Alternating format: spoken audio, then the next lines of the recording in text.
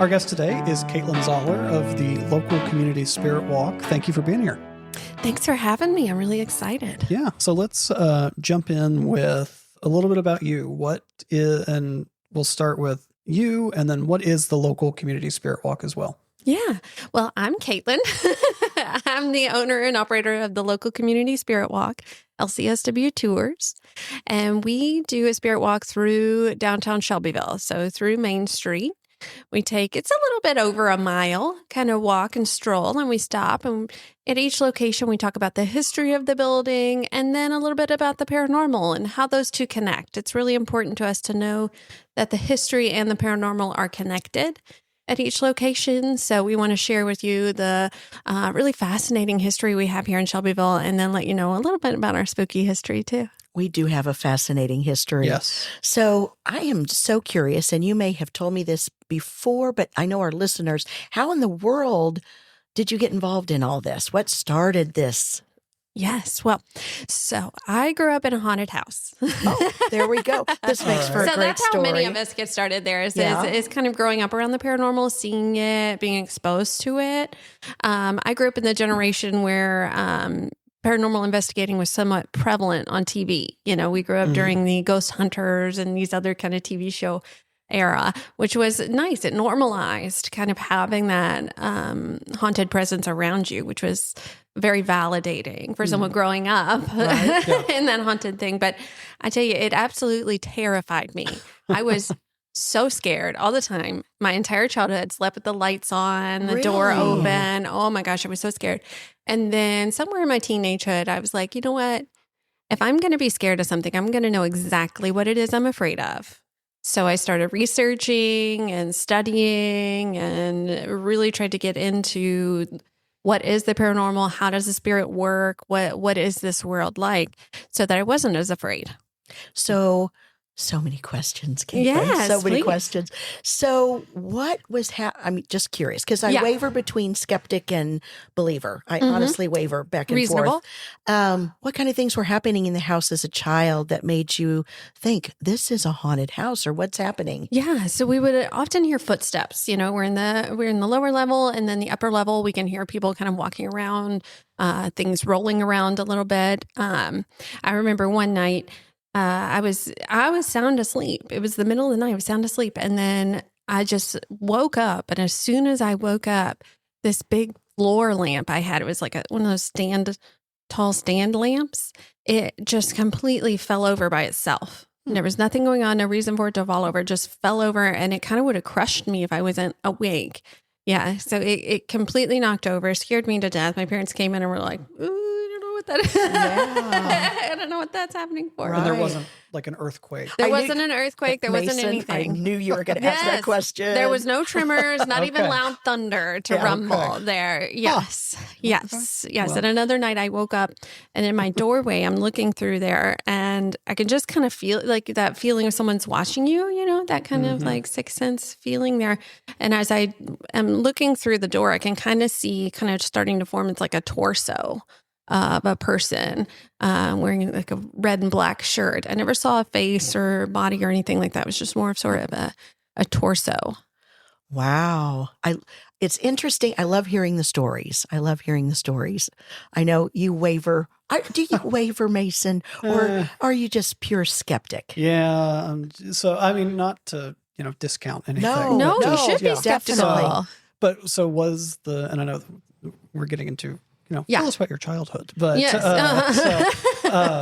Was the house on like a Civil War battlefield? Like, was there any reason that the house would be haunted in that way? So it's a historical house. Okay. I grew up off Magnolia Avenue, Yeah. so in a historic part of the town. So it wasn't, it was an older house. Okay. I did later have someone come in that was a medium, identified as a medium, and they said that the spirits were actually children, and that they were attracted to, they haunted the land. So they could really kind of maneuver around. But they came to our house because the kids were roughly like my age, my brother's age. Okay. And were attracted to us, to wanting to kind of hang around with us. Okay. So moving forward, I guess, a little bit. So your day job, in addition to running LCSW tours, what do you do during the day when you're not, running around hunting ghosts at night? So funny story. The LCSW Tours, a lot of people, and I've had several people ask me this. They're like, well, LCSW stands for Licensed Clinical Social Worker. And I was like, oh, funny. It does, doesn't it? It does. That's because I'm a licensed clinical social worker. Okay. During the day, I work with dementia patients and help coach the families and educate the families on going through the dementia journey and walking with people and other neurologic conditions similar to that. So, and I do think it's been somewhat connected. I do work around people who are in the final stages of their life, and I think working with the paranormal and working around paranormal has helped me cope with working with people who are aging, many people who are dying. It just helps me know that, hey, there's an afterlife in there for sure. Caitlin, talking about Shelby County and all the incredible history that is here in Shelby County. So I know there's a lot of stories. I know your tours, we've done your tours. It was incredible. Have you yourself experienced paranormal? I know we've got a lot of stories and people have all the stories of paranormal, but have you experienced anything yourself here in Shelbyville, Shelby County? Okay. So this happened on one of the tours, and then we've had a lot since you guys were on the tour last. We've had a lot of activity, a lot of things happening.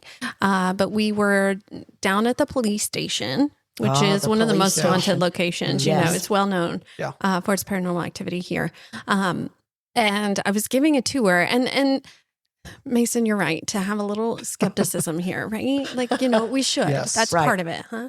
But so I'm down there and we're just talking and we're up against one of the doors, and just ever so slightly, the door just sort of rattles. We're not touching it, but it just rattles just ever so slightly, which was kind of interesting that we were out there, we were talking about the paranormal activity, and we're next to one of the doors that isn't occupied. I'm guessing it's the older side. The older side there. Yeah. So there wasn't anybody around, and there shouldn't have been any reason for that. And also no big semis, driving past at that time. So do you have equipment with you? Like when something happens, can you identify it as a paranormal experience? So I don't have equipment with me on the tours. I've done that on occasion. I have one little couple. I love them to death. Shout out to the Bates. They've come to see us every year. And sometimes it's just the Bates that come. So last time they came, it was just them on the tour. So I brought some equipment and we walked around with our little EMF detectors and things like that. Did you detect anything? Not really. Not that night. Well, it's probably, when it ebbs and flows. Spirits are active. Yeah. So about your tours, do you have them all the time? Talk about the spirit walk and what goes into that when you start and how you get tickets and all. Yeah. Fridays and Saturdays in September and October. You can visit lcswtours.com to get tickets and get signed up to come on a tour with us. We have tours at 8:00. So that is a little bit of a change. For a couple of years, we did the 7 and 9 o'clock tours, but we've added so many stops that it got tight in between them. Yeah. So now we do one 8:00 tour, and that way we have enough time to talk to people and we can just take our time kind of strolling through. Okay. So an 8:00 tour, Fridays and Saturdays through October. And how many stops do you do? I think we're up to 14 now. Oh, wow. That's awesome. It's a lot. That's good though. That is so good. And so for people that are older, like myself and others, it's fairly easy. When I went years ago, or whenever it was very relaxed. I had no trouble. Is it still the same that way? Yes. We were going to be on the city sidewalks. So it's really accessible, easy for you there. And it's just a conversation. We're just going around. I'm going to share the history, the paranormal activity that's happened at those places. And I want to know what you guys have experienced and what you guys have seen. And you may remember some of the places on the tour that we talk about. So I want to hear about it. I want to hear about that. And I want to give you an opportunity to talk and to share. We've had several people who work in the buildings we stop at that get to share and talk about different things. So that's fun and always been interesting. We've gotten a ton of extra stories actually that we share now from having those employees. Yeah. So are you able to go in any of the buildings? Not yet. Not yet. We're working on it. Oh, I hope so. To. Yes. That some of those buildings, those historic buildings at night. Yes. And then when you're telling the stories of the paranormal, that would be amazing. Well, and I say that. Well, so we don't on the tour go in the stops, but we do make we've changed it up a little bit since you guys were on it last. And so our last stop is at Last Stop Brewing. Oh, yeah. Tell us about that. Yeah. So you can, of course, I encourage you to go in the Last Stop after and, look around and get something to eat and drink in there. But they invited us. They said, hey, Caitlin, we've got a little bit of a ghost problem going on here. Can you come in and check the place out? And they were interested in being on the tour and stuff like that too. So we had the whole team. Their whole staff come and do an investigation with us at night because that's, we wanted to know, hey, what's going on here, get a little bit more in depth. So we took the history of the building and then the investigation and used the evidence that we collected on the investigation to kind of paint the picture of what we thought was going on. And can you divulge anything? I can divulge. I think so. Okay. So I think that the paranormal activity was going back to about 1915. It was actually the Hollenbach building. The Hollenbach family had a store. It was like fine goods, bourbons and like really fancy. They'd import candies from Paris and like nice stuff, They like some nice things, these Hollenbachs here. So they had a wonderful little store going on there. And Mr. Hollenbach was very passionate about it. So much so that about 1915, he got sick. And he got so sick that he couldn't take care of the store anymore. About tore him up. He was really upset about that. So one night he closed up shop for the night. And he, right before he, closed and locked the door and left, he drank a glass of acid. Yeah. On purpose? On purpose. Oh my goodness. On purpose. He drank a glass of acid, locked the door, walked down into Clear Creek and tried to wade into the creek and, wait for it to be over. Some people did see him and pull him out and he passed away at home. But that is how connected to the building he was, that he didn't even want to be part of this world anymore if he couldn't be there with his shop.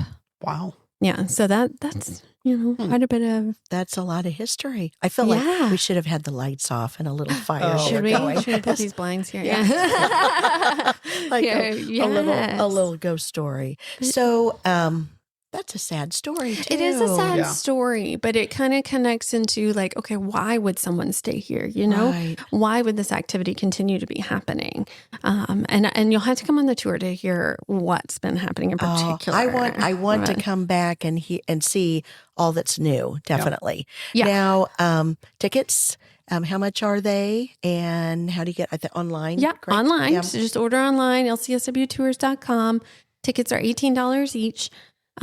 So we tried to keep it, it's going to be about an hour and a half. So we want you to be about a movie ticket price. Right. Does the ticket include a beverage at Last Stop? It does not include a beverage at Last Stop, but they've told me to, I have a stamp and I can stamp, your hand or your pamphlet there to prove that you came on the tour so that they can work out a little special with you. Oh, that's wonderful. On that.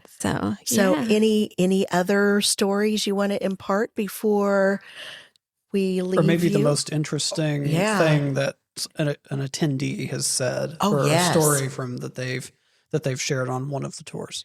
Yeah. So the most interesting, I've had several, so I don't want to discount anybody else. Right. We've got time. We do have time.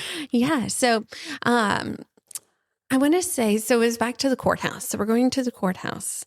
Right. So we've talked about, we talked about Kat and Dave Martin on the tours a lot and the kind of shootout that happened there. And there were some Civil War battles that we talk about on the tour that happened there at the courthouse. So there was a lot of violence and a lot of death there. So I had an attorney come on a tour once. And he said that there's a law library, of course, up on the third floor in the very tippy top. Right. There was a law library. And he was there late one night preparing for a case. He had big, law books out and he's reading and doing all the prep and things like that.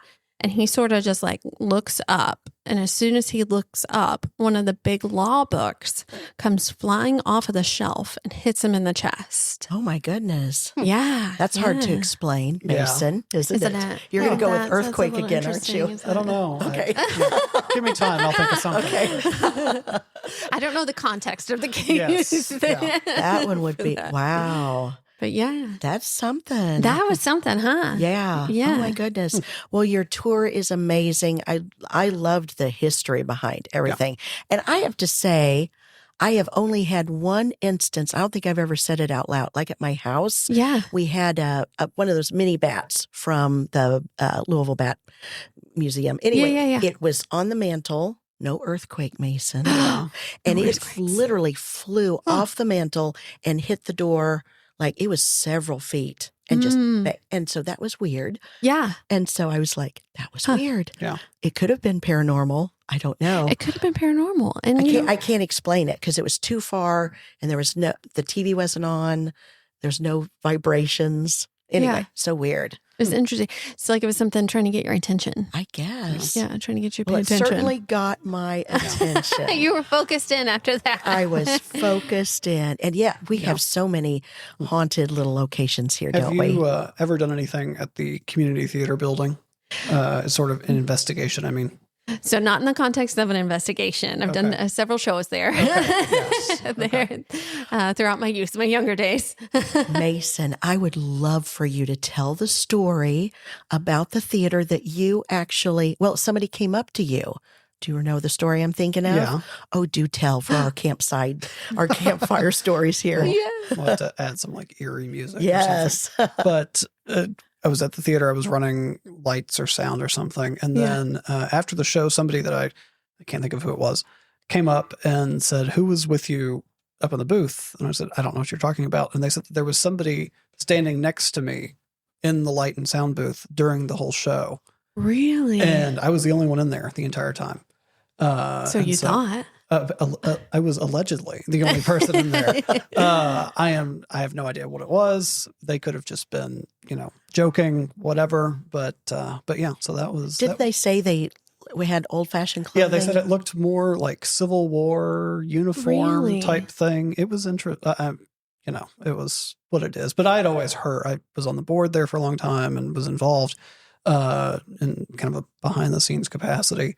And I'd always heard that the building was haunted, and people have different names for the ghosts and things like that. But yeah, I never really experienced anything, and I still haven't seen anything there. But somebody apparently saw something with me. Yeah. So yeah, I've heard interesting. I've heard several people say that there's spirits there and spirits that are pretty active there. All over. Now, do you do the old jail? Do you go out to the old jail? We do. That's very haunted as well. We do go to the old jail, yes. And I've seen a lot of the remodeling work they've been doing in there. Right. The old jailer's house. Yeah. It's looking really good. It is they looking made good. Such great progress. Yes. There. So really happy to see that. And hopefully we'll be able to get in there one day for the tours. Yeah. It's amazing. But there's been so much activity at those places. The old jail that you see when you go down Washington Street. That was built in the 1890s, and it had inmates in it until 2001. Yep.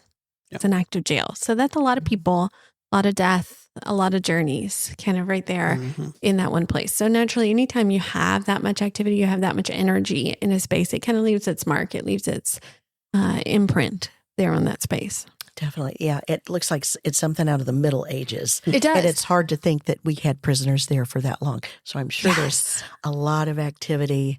We've heard a lot of stories about the old jail too. Anything you want to add about your tours or things going on? Yeah, come to the tours. It's going to be a great year for them. We're really excited about it. Usually the weather holds out pretty well for us. We've gotten very lucky on this. Rain or shine. Good. I'm not going to do it in a thunderstorm. I'm not going to have everybody get struck by lightning. But if it's a little drizzly, sometimes that adds to an ambiance, doesn't it? Yeah, exactly. There. So, that's really good. And it's usually pretty mild weather, except for the first couple in September. Yes. And the groups do you limit the group size to a certain amount? Yeah. I noticed if we get past 20, I've done up to like about 25. It gets hard to sit on the sidewalk for 25 people to be able to hear you towards the back. Right. So I'd like to kind of max out at 20. That's where I keep it. If you've got 22 coming, just send me an email and it's not that big a deal. We're very flexible. Yeah. That's the perk of it being kind of a small company and just myself and my husband with it. So we can make things work for you. Oh, well, the tours and the stories, those that are listening, you will love Caitlin's tours. You have wonderful knowledge. And of course, all of the spooky stuff adds to it most definitely. So look her up. Yeah. One more time, the website for tickets is LCSW Tours.com. Perfect. Thank you for being here. Thanks, Caitlin. Thank you. Thanks so much.